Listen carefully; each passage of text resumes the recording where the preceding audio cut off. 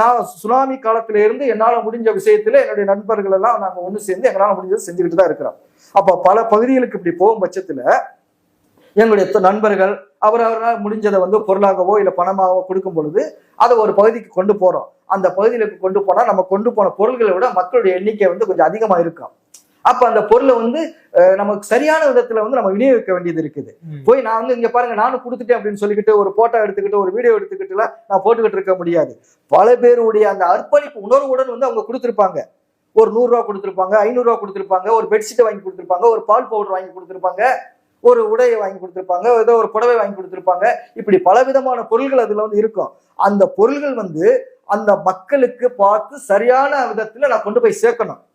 அப்போ அங்க இருக்கும் போது அதிகமான ஒரு மக்கள் இருப்பாங்க. அந்த மக்களும் சரி வந்தவங்களுக்கு எங்களுக்கு இல்லாட்டாலும் பரவாயில்ல, ஃபர்ஸ்ட் அவங்களுக்கு தான் மிக முக்கியம் தேவை கொடுங்க அப்படின்னு பார்க்க மாட்டாங்க.